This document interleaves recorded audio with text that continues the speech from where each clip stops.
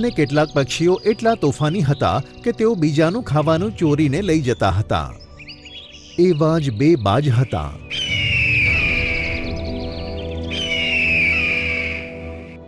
જે પોતાનું ખાવાનું ખાઈ લીધા પછી પણ બીજાનું ખાવાનું ચોરી લેતા હતા.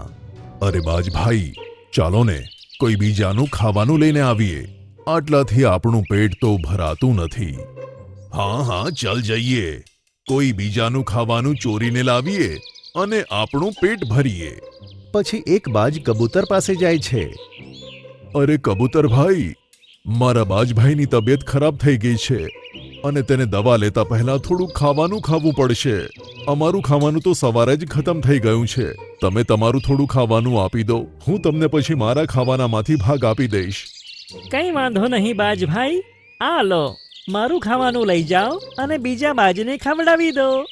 અરે વાહ, મેં તો આને કેટલી સહેલાઈથી પાગલ બનાવી દીધો. કેટલી મજા આવી. હવે હું આ ખાવાનું મારા ભાઈ સાથે ખાઈશ.